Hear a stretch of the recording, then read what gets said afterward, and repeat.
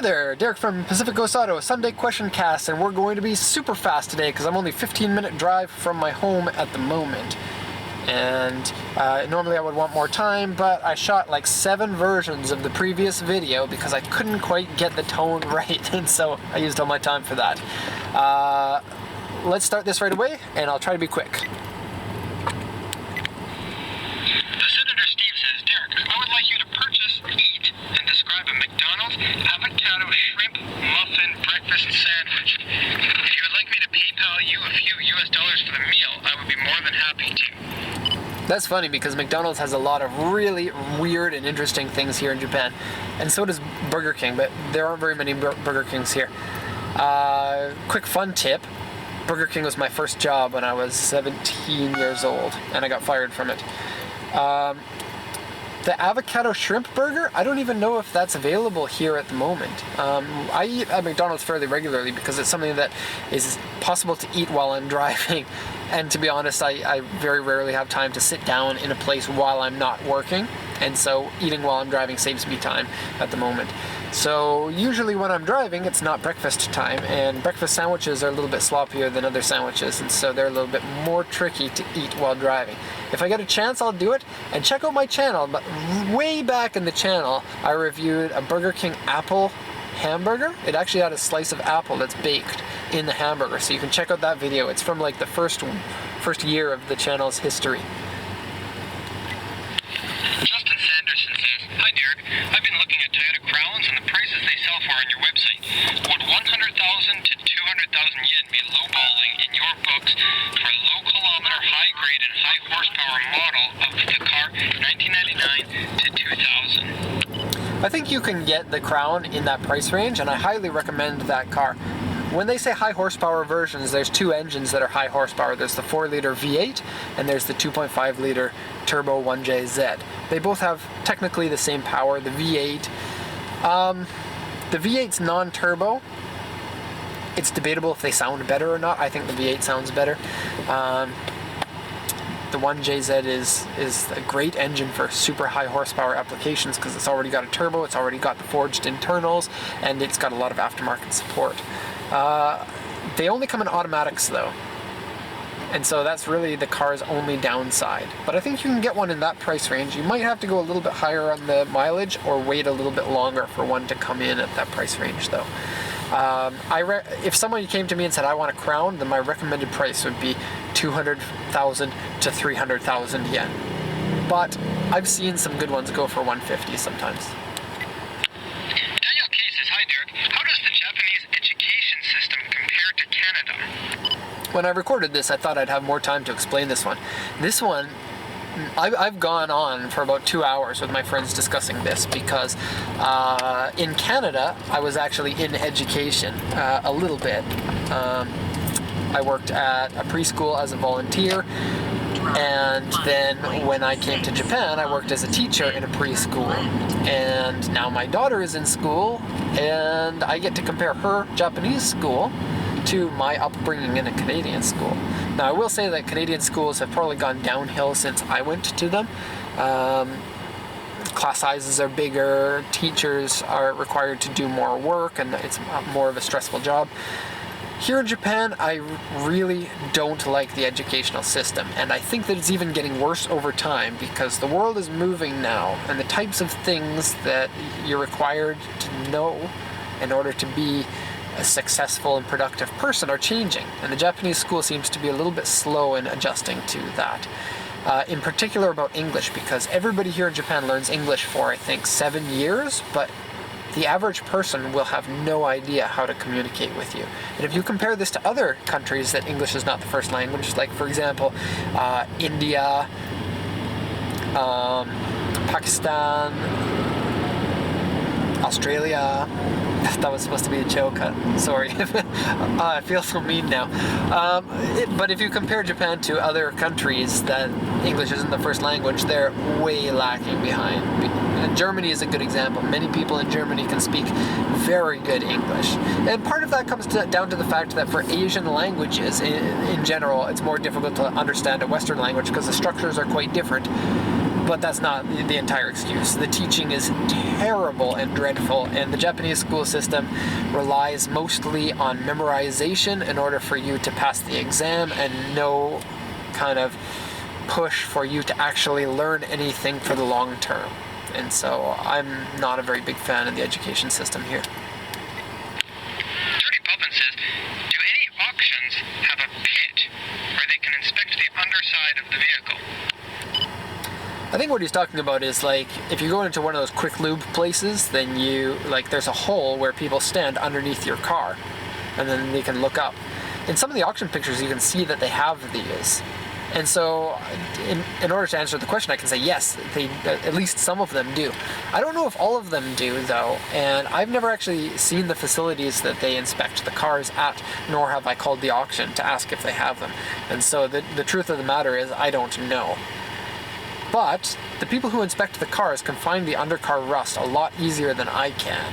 Because when I look at the car, I kind of have to stick my head underneath the car, and you're limited in what you're able to see. And for that reason, we can't guarantee that the undercar pictures that we take can show the rust. It is actually very common, if there is rust underneath, that our pictures can't see them, because the underside will have baffles and fuel tanks and cross members and all these things that could block some rust that we just can't see without a lift. And because we don't have a lift, and we don't inspect the cars, even if we had a lift at the prices that we have, it would be a tough one in order for us to lift up each one of our cars in terms of time, because we're the only exporter as it is that spends 45 minutes to an hour with each car inspecting it. To add another 10 or 15 minutes to inspect the underside with a lift, that would be a hard squeeze for us to justify. Rockpile says, do car enthusiasts in Japan have a negative view of the Japanese export market for cars? This is a really good question, and I don't really know, because, to be honest, I don't speak to a lot of Japanese car enthusiasts one-on-one, and when I do, it's usually about their car, and I'm asking questions about their car, or just talking about the car scene in general. There might be, but kind of the Japanese way of doing things is to not stir the pot. And so if somebody is upset about something, for example, what this person is asking about, there's a good chance that they're not going to mention that to me, because they don't want to make me feel uncomfortable. And that's part of the Japanese culture. And so that's a difficult question in order to answer. For me to understand that, I would really have to ask somebody. And it would have to be somebody that I'm close enough that they wouldn't mind speaking about something confrontational about. Because if they know that I'm an exporter, then they know which side I'm on, naturally. And so, good question. I'm sorry I don't have a good answer. Joel L. says, in which episode or season of Wheeler Dealers was your car featured? I mentioned in a comment on YouTube that one of the cars we exported is actually on Wheeler Dealers. And this is really crazy and really cool. The downside of this, though, and the fact that I don't steal anything, is that I can't watch this episode because it hasn't come on TV here in Japan yet. And so, as far as I know, I can't find this episode streaming online, because in Japan streaming is not illegal, and we don't do torrents because torrents are illegal. And I personally feel, although torrents are not hurting the production company when I go and download them, I still feel it doesn't fit with my own morals about what is considered okay for me to do and what isn't. And that being said, I don't mean to be preachy in this. I don't care whatsoever if you download torrents, even if my wife does or any of my friends do. I don't care at all. This is my personal thing. It has nothing to do with anybody else. Okay, so to answer the question, the car was a Lancia Delta Evo 2. And it was on the trade-up series, where they start with a cheap car, and then the goal is to get a Ferrari, and it's the second to last car. And actually, the car was in really good condition, and all they did was basically clean it up, and then they sold it. And I don't think that they sold it for very much profit, because Deltas are expensive, and I think that they bought it for close to 40 grand US dollars anyway. And so check out the video. If anybody has a link to a streaming version of that, I would be happy to see that. Or if somebody wants to give me a present of that, the DVD box set, don't send me like a stolen thing, because no can do stealing things. But And also, I don't need to be asking for presents. I feel like such an idiot. And the rain boots thing in the last video, that was a joke. So if anyone actually sends me rain boots, I would be shocked. And yeah, you can buy me rain boots if you want, but I'm not expecting it. I would love to check it out. Mira264 says, what is parking in the city like in Japan? Say you want to travel across town for something to meet up with friends. How easy or difficult is it to find parking once you've reached your destination? I think there's a little bit more of that question, but I'm just going to answer for now and then get back to it if there's anything that I missed. Most people who meet in Japan don't meet at someone else's house. That's way less common than meeting at a restaurant or at an izakaya, which is a Japanese-style pub, which has big rooms for big meetings and all you can drink. And so usually you don't meet at people's houses. And if you meet at someone's house, you usually take the train so that you don't have to drive home and that parking isn't a problem. Certainly, this is the case in Yokohama. Some people will drive to meet, but then you have to pay for parking. And pay for parking in the very rural areas is about 300 yen to 500 yen per hour. And so it can be pretty expensive to park there. Usually there is parking that's within at least a 10-minute walk of their place, if not closer, but it depends on where they live. If you live in the countryside, then you can park your car at their house and you don't have to pay anything. But in the city, there is no parking at the houses. Final question. Oh, that was the final question. And so we're done for the question cast. And this one is super short version. I think only about 15 minutes. So thanks for watching. Don't forget to post your comments in the comments section.